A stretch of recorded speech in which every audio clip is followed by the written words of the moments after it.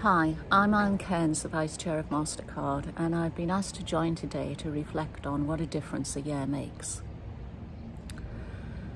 In our case, we believe in decency at MasterCard, and the first thing our CEO did was stand up and tell everyone last year that no one was going to lose their jobs as a result of COVID.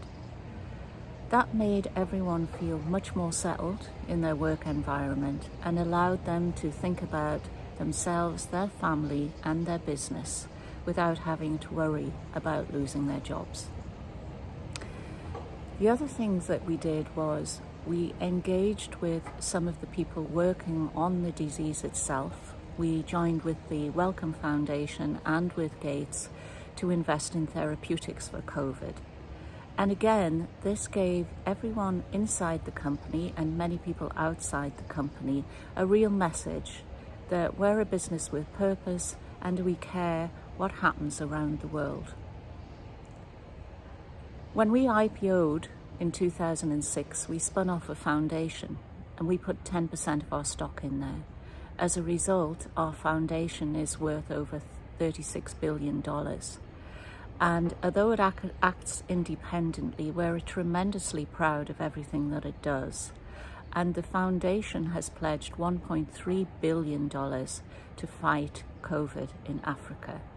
This is the kind of thing that you can do when you have successful capitalism, stakeholder capitalism.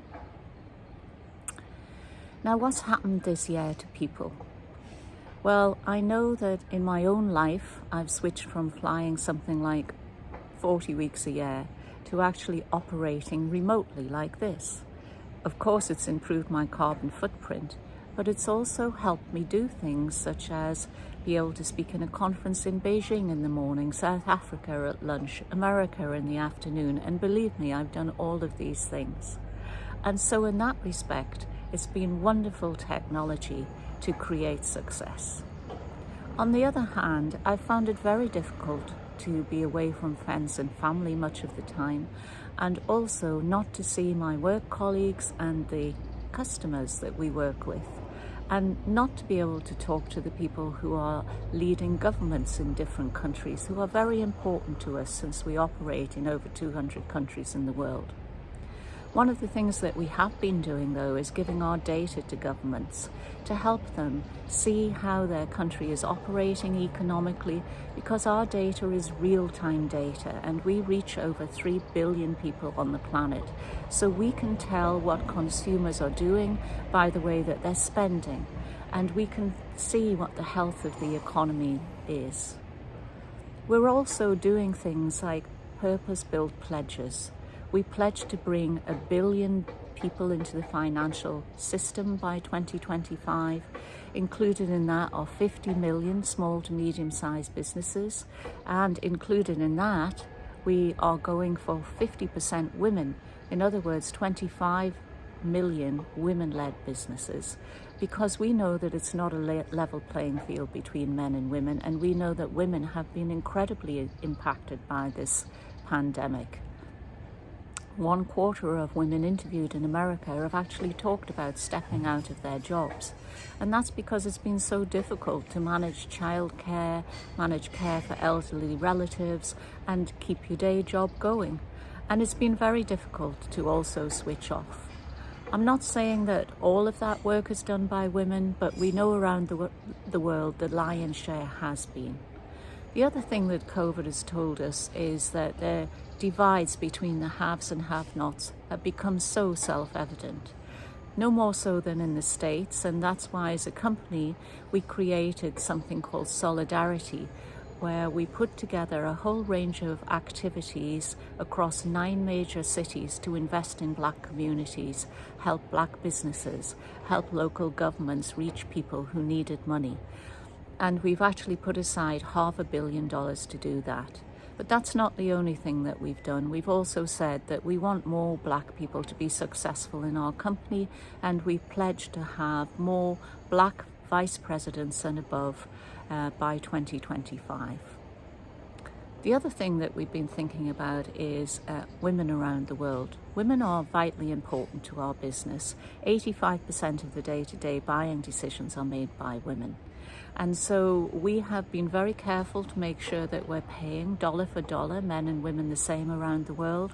And we've also done things such as global maternity and paternity leave, including that for single-sex couples, of 4 months paid leave. And when you come back to work, that doesn't affect things such as your bonus.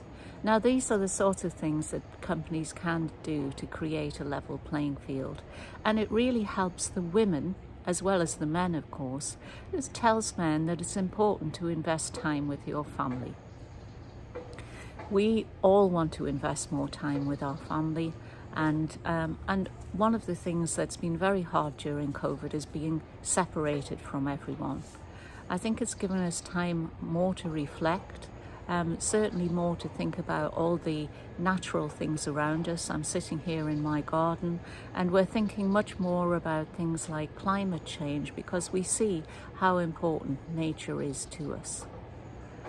But it's also been a great miss to be away from our colleagues. And while it's wonderful to be able to do conferences around the world, I can't wait for a time in the future when we go back to hybrid working, where we can go to the office when we want to, we can see colleagues and customers when appropriate, and we can work remotely when it suits our schedule and it creates productivity.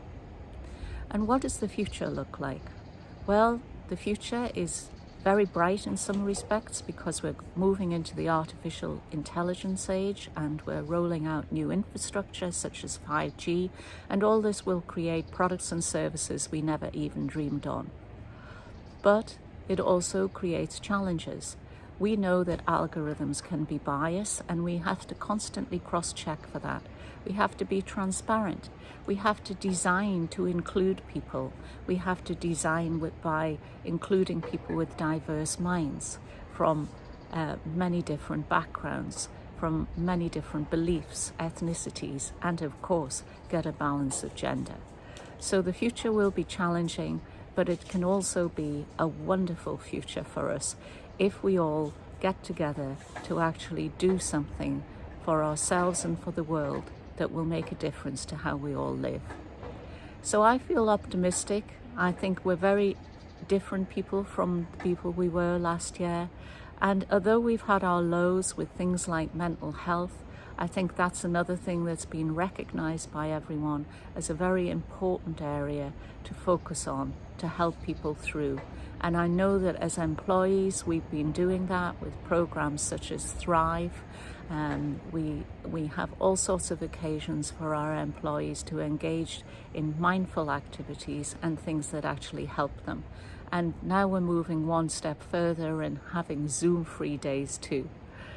So I think that business is starting to recover, the economies are recovering, the vaccination rates are improving. We have to make sure we include everyone in the world in this, and our politicians probably haven't gone far enough yet, and businesses can certainly help. So with that thought, I'll leave you and say a year has made a tremendous difference, and I hope that I've shared some interesting thoughts with you from MasterCard. Thank you very much.